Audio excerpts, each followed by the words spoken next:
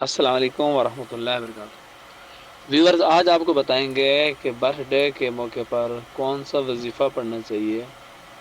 اور birth day کیا ہوتی ہے۔ اس حوالے سے یہ بڑی اہم ویڈیوز ہے، اس کو آپ خصوصی دیکھیں تو اس سے آپ کو بڑا نفع پہنچے گا۔ برتھ ڈے، پہلی بات تو یہ کیا ہے برتھ ڈے؟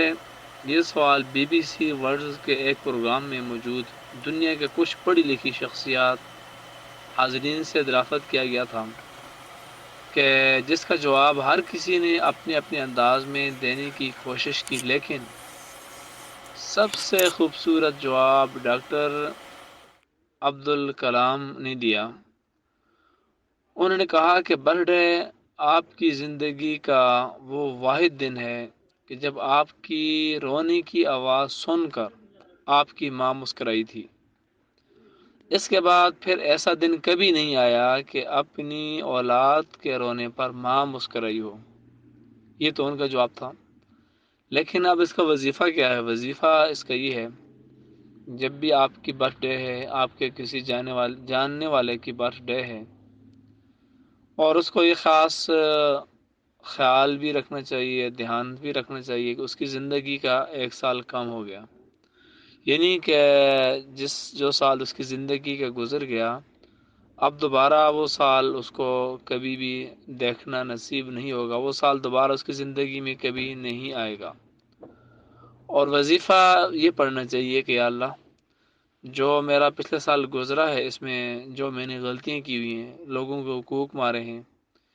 یا میں نے جو گناہ غلطی سے ہوئے، یا اللہ ان کو معاف فرما،